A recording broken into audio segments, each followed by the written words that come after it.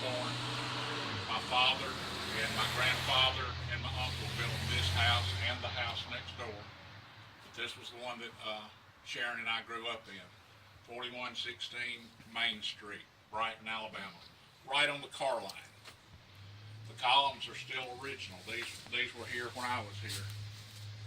It's been reframed, but it had the picket fence and a glider sitting on the front porch. As you walk through the door, this first room was Sharon's room and kind of a den.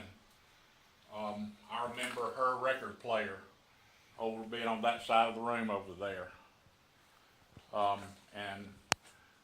This is where we spent a lot of time here, and of course into the kitchen. The kitchen is much the same layout as it was in the day. I believe that those are probably the same cabinets that were there with the sink and everything. The bathroom was added on at some time to the back. That was the little bathroom.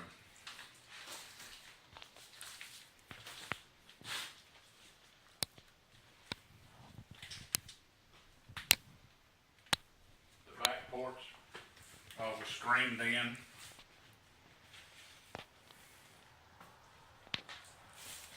The only thing I really remember in particular about this back porch was we hung our pet parakeet out here a lot of times, and that parakeet met its death when we had a freeze and we forgot to bring him in.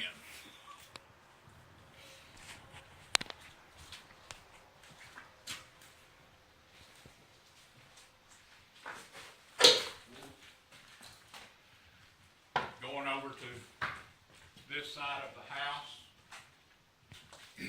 this room in particular has a lot of memory, and that this was my parents' bedroom.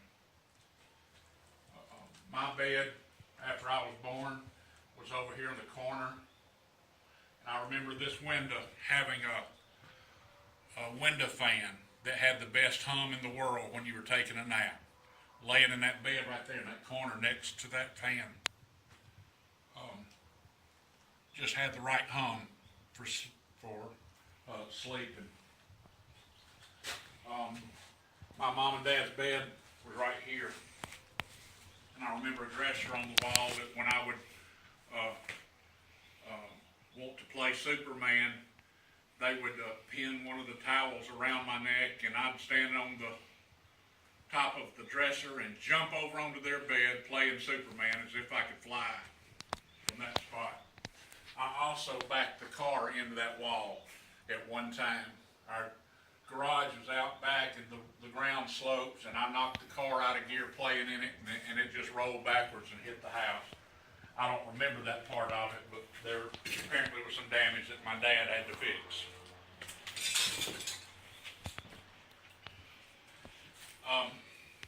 This corner right here, I remember that there was a big chair there, wingback chair. And when I was about 6 years old, my mother had passed away. I was staying with an aunt and uncle while she was in the hospital. And once everybody got the news, they brought me here, and my dad set me up in a chair right there. He got down on his knees in front of me and explained that my mom had gone to heaven, and that I wouldn't get a chance to see her anymore until one day when we reached heaven. I won't ever forget that. That was right there. There also, the old closet built in. At one time, there was a space heater chimney thing right there, with a gas space heater in that spot. The living room here, pretty big room for a house like this. I mean, this is about 14 by 16 room. Not a bad sized room for this 4-room house. High ceilings, the one bulb that would hang from the middle. My grandparents just lived 3 doors down, and I can remember one rainy day when it just became a gully wash of a rain. And I was about 4 years old. These were back when days were a lot safer, but Mother left me here in the house by myself for just a few moments to go down to my grandmother's and get something. And she told me, you wait right there on the sofa and you can watch me come and go. And it just came, I remember it was one of those kind of downpours where it was just really coming down, and it seemed like forever before she came back. It probably was no more than 10 or 15 minutes. But as a 3 or 4 or 5 year old, whatever I was at that time, it seemed like forever. But I stayed glued right there at that sofa looking out that window. A lot of memories in this old house. And of course, in the backyard, Alan, if you want to kind of pan out there, you can see the garage my dad built.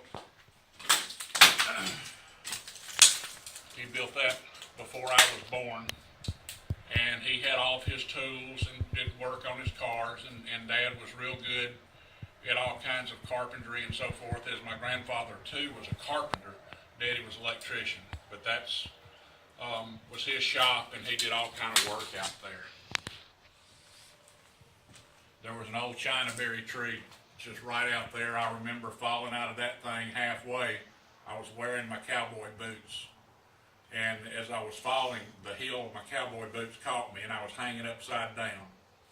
One of my best friends was there, and I couldn't have been all that high off the ground because I was looking him face to face, other than he was standing on the ground and I was hanging from the limb, and crying to him, go get my mother to come get me out. And she didn't have to get in the tree to get me out, but it seemed like I was awful high up in that chinaberry tree.